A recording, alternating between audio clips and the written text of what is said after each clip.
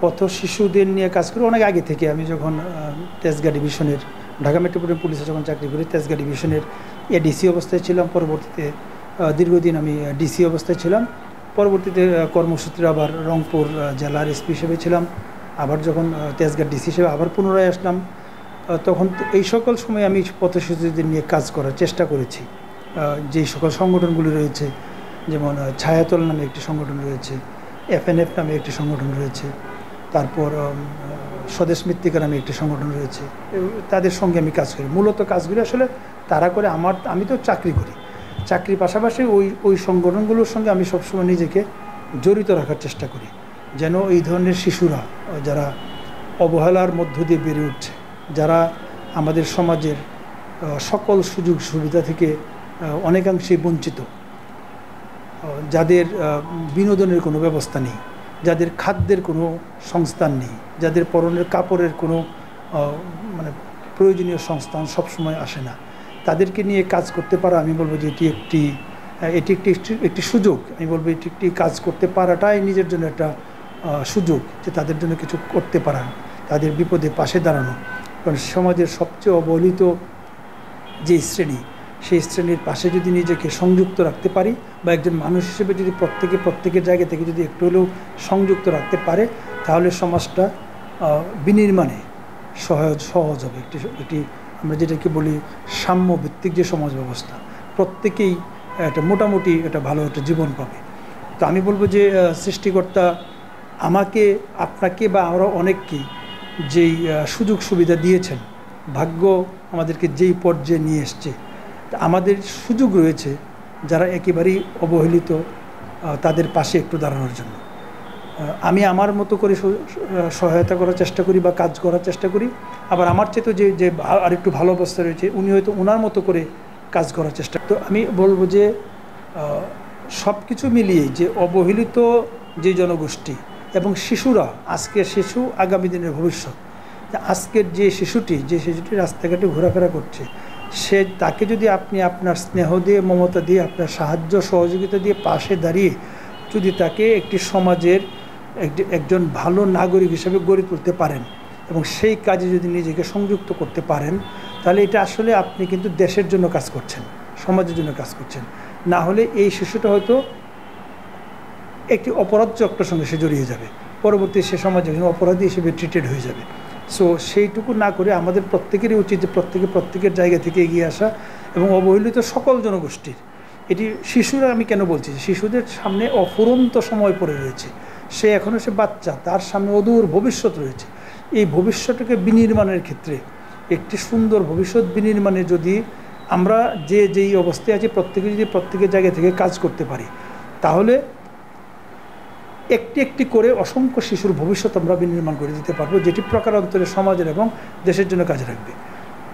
খেলাধুলার বিষয়টি আপনি উল্লেখ করেছেন, এই শিশুরাই তো খেলাধুলার সঙ্গে যুক্ত।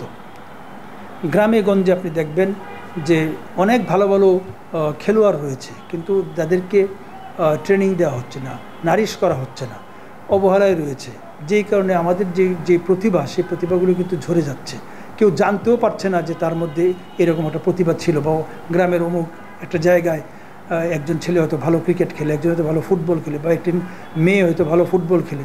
তো এই যে প্রতিভাগুলিকে আপনি যদি অন্বেষণ করতে পারেন, যদি মেইন স্ট্রিমে তাদেরকে নিয়ে আসতে পারেন, তাহলে সে কিন্তু আবার দেশের সম্পদ হবে। কারণ ক্রীড়া জগৎ তো যারা খেলোয়াড়, তারা দেশকে প্রতিনিধিত্ব করে। যখন আমাদের দেশের কোনো একটা ফুটবল টিমের ছেলেদের হোক, নারীদের হোক, ক্রিকেট টিম হোক, যাই হোক না কেন, অথবা অন্য যে কোনো খেলাধুলার হোক না কেন, তারা তো দেশকে রিপ্রেজেন্ট করে। সো দেশের জন্য গৌরব বয়ে নিয়ে আসবে। তো আমার সুযোগ হয়েছিল, আমি যখন রংপুরের এসপি ছিলাম, আমি সেখানে দেখেছি একেবারেই প্রত্যন্ত গ্রামাঞ্চলে সদ্য পুষ্করিণী ইউনিয়নের একটি পালিচরা নামক গ্রামে, সেখানে নারী ফুটবলাররা, যেখানে শহরেরই লোকজন, নারীরা, মেয়েরা খেলতে সাহস পায় না, সমাজ কি মনে করে, কোন দৃষ্টিতে দেখে, বাঁকা দৃষ্টিতে দেখে কিনা, এদের নানাবিধ এক ধরনের কি বলবো, সমাজের আমি বলবো যে একজন আমাদের ডার্ক সাইড আমরা এই জিনিসকে বলতে চাই, নানাবিধ কুসংস্কার মাথার মধ্যে ঘোরাফেরা করে, সমাজ তাদেরকে বাঁকা দৃষ্টিতে দেখে কিনা, এই ধরনের চিন্তাভাবনা তাদের মধ্যে কাজ করে। সেই সমাজের এই প্রত্যন্ত একটি অঞ্চল, রংপুরের সদর উপজেলার সদ্য পুষ্করিণী ইউনিয়নের পালিচরা গ্রামে আমি দেখেছি সেখানে অসংখ্য বাচ্চা বাচ্চা মেয়েরা ফুটবল খেলছে। আমি প্রথমে আশ্চর্যান্বিত হয়েছি যে এটি আমি অনেক উন্নত জায়গায় দেখিনি, কিন্তু গ্রামে দেখতে পাচ্ছি। আমি সেখানে নিজেকে তাদের সঙ্গে সংযুক্ত করেছি। তাদের যে কিছু বাধাগুলি ছিল, সামাজিক বাধাগুলি ছিল, আমরা যেহেতু পুলিশে চাকরি করি, আমরা চেষ্টা করছি মানুষের সঙ্গে মিলেমিশে সেই সামাজিক বাধাগুলি দূর করার জন্য। কেউ যেন সেই মেয়েদের আমি বলবো যে নারী যে আমাদের প্লেয়ারদেরকে কেউ যেন বিরক্ত না করে, ইপটিজিং না করে, টিটকারি না মারে, দুষ্টামি না করে, সেই জন্য আমরা আইনগত ব্যবস্থা গ্রহণ করেছি। আমরা একটা প্রোটেকশনের মধ্যে তাদেরকে নিয়ে এসেছি এবং তাদেরকে খেলাধুলায় আমরা উৎসাহ দিয়েছি। আমাদের পক্ষে যতটুকু সামর্থ্য আমরা পারি, আউটসোর্সিং করে হোক, একটা স্পন্সর জোগাড় করে হলে হোক, তাদেরকে সহায়তা করার চেষ্টা করেছি। তাদের বিপদে পাশে দাঁড়িয়েছি। যখন তাদের ঘরে খাবার ছিল না, তখন চেষ্টা করেছি খাবার সংগ্রহ করে তাদেরকে খাবার দেওয়ার। খেলাধুলার উপকরণ ছিল না, সেই খেলাধুলার উপকরণ সরবরাহ করার। তাদেরকে একটু যেই ফিটনেস ট্রেনিংয়ের মধ্যে নিয়ে আসা, অসুস্থ হলে তাকে ট্রিটমেন্ট করানো, যদি কারো লিগামেন্ট ছিঁড়ে গিয়েছিল তাদেরকে আমরা ট্রিটমেন্ট করিয়েছি। আমি বলতে চাচ্ছি যে একটি সার্বিক প্রক্রিয়া, এটি কিন্তু একটি ছোটো বিষয় নেই। আপনি একটা ভিতরে ঢোকার পর দেখবেন অনেক কাজ এখানে করতে হয়। তো এই কাজগুলি আমরা করে যাচ্ছি। এটি আসলে নিজে ধারণ করতে হবে। প্রথমেই বলছি, নিজের ভিতর থেকে যদি কোনো চেতনা না আসে, তাহলে আরেকজন আপনার উপর কোনো কিছু চাপিয়ে দিলে সেটা কাজ করবে না। শিশুদের প্রতি মমত্ববোধ বলেন, ক্রীড়ার প্রতি যেই মমত্ববোধ বলেন বা আগ্রহ বলেন, সংস্কৃতির প্রতি আগ্রহ বলেন, অথবা দুর্নীতি বিরোধী কোনো আগ্রহ বলেন, এগুলি ভিতর থেকে আসতে হয়। তো আমি যখন যেখানে কাজ করেছি সেখানে চেষ্টা করেছি যে আমাদের পুলিশের যেইগুলি আমাদের প্রথাবাহিক কাজ, যেই কাজের জন্য আমরা ম্যান্ডেট প্রাপ্ত, সেই কাজ আমরা করার পরেও যদি অন্য কোনো সামাজিক সাংস্কৃতিক সংস্থার সঙ্গে যোগাযোগ রেখে সমাজের উন্নয়নে যদি কোনো কিছু কাজ করা যায়, আমি ব্যক্তিগতভাবে চেষ্টা করেছি।